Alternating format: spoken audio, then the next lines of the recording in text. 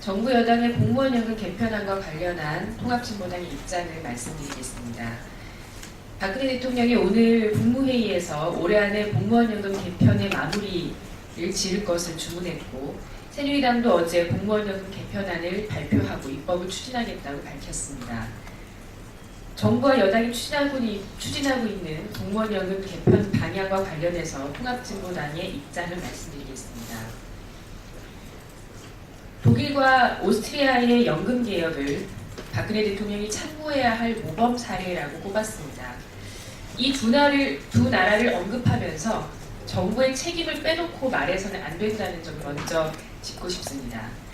공무원연금 부담률로 따지면 우리나라는 정부와 공무원이 각각 7%씩 연금을 부담하고 있지만, 독일은 공무원연금 전액을 정부가 부담하고 있다는 사실을 염두에 둬야 합니다. 오스트리아의 2005년 연금 개혁 원칙 중 하나는 평균 소득액의 80%를 지급하는 것입니다.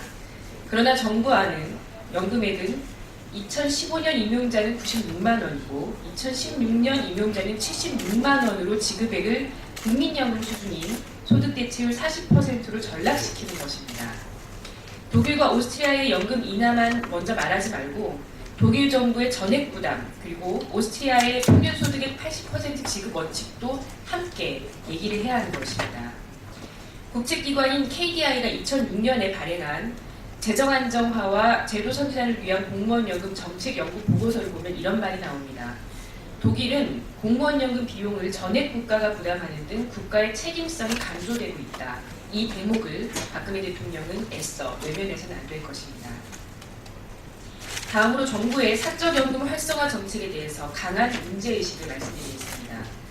공무원연금 논의에서 국민연금과의 형평성을 주로 말하고 있는데, 국민연금연구원이 밝힌 바에 따르면 국민연금의 실질 소득 대체율은 20%에 불과합니다. 이는 생애 평균 소득의 5분의 1 수준으로 노후 생활이 불가능한 수준입니다. 따라서 공무원연금을 국민연금 수준으로 낮추는 것이 아니라 오히려 국민연금을 상향화해서 실질적 노후 보장이 가능하도록 정부가 책임을 높여야 합니다. 그러나 정부는 국가의 책무는 저버린 채 사적연금 활성화만을 앞세우고 있습니다.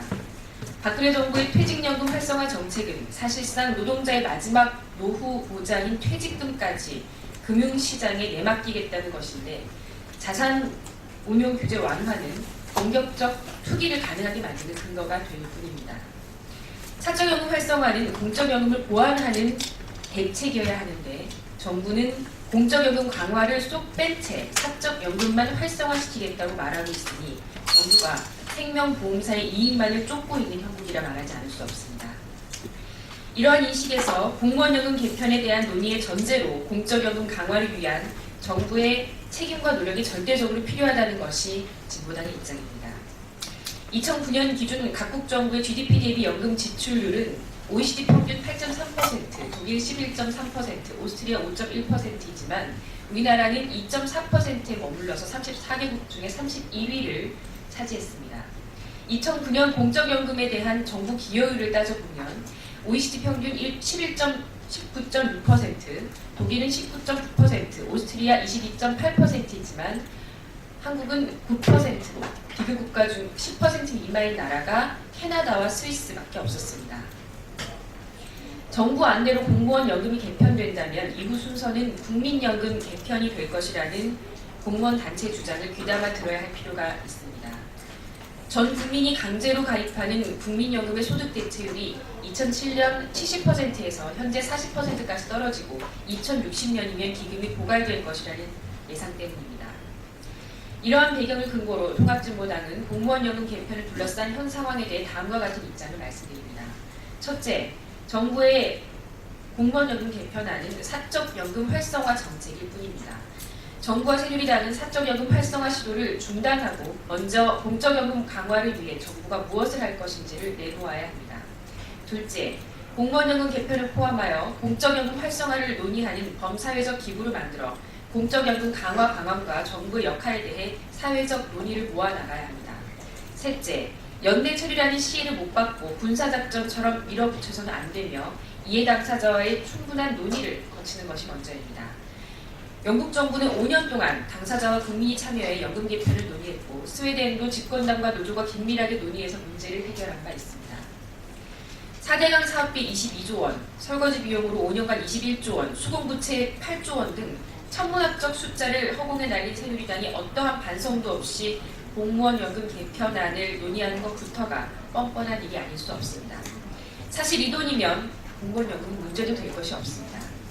정부와 새누리당은 연금에 대한 위기감을 조성하는 방식으로 여론을 몰아가며 국가의 미래가 걸린 일을 번갯불에 콩 구워 먹듯이 처리하는 행태를 중단해야 하겠습니다. 덧붙여서 어제 이양구 의원께서 브리핑을 하신 부분과 관련해서 사실관계를 다시금 확인하고자 합니다. 제가 방금 말씀드렸지만 정부와 새누리당은 위기감을 조성하는 식의 언론 대응을 하고 있고 이에 대해서 언론에서도 거르지 않고 그대로 보도를 하고 있는 것이 좀 안타깝습니다. 어제 공무원연금이 2080년까지 2,000조 적자이니 도와달라 이런 타이틀로 기사들이 많이 나간 것으로 알고 있습니다. 그런데 이에 대해서 국민들께서 오해를 하실 소지가 좀 있을 것 같습니다. 사실 2016년부터 2080년까지 정부 보전금과 퇴직수당까지를 모두 합한 금액이 2,000조 원, 누적액이 2,000조 원이 소요되는 것입니다. 그렇기 때문에 이렇게 제목을 꼽았을 때 이것이 누적액인지 그리고 퇴직수당까지 포함한 것인지 국민들은 헷갈릴 수 있고 오해를 하실 수 있을 것 같습니다. 이런 부분들을 제대로 가려서 보도를 해주시기를 부탁을 드리고요. 또한 오늘 국무회의에서 박근혜 대통령께서 말씀하신 부분에서도 480조 원 그리고 1인당 900여만 원의 빚이 생긴다. 484조 원의 부채로 인해서 1인당 900여만 원의 빚이 생긴다. 이런 표현에 대해서도 기자 여러분들께서 잘 가려주셨으면 합니다.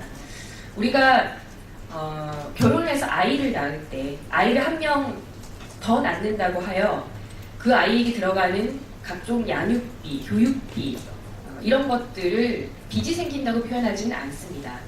미래에 생기는 부담에 대해서 그것을 빚이라고 표현을 한다는 것은 국민들에게 여러 가지로 오해 소지가 있을 수 있다고 생각합니다.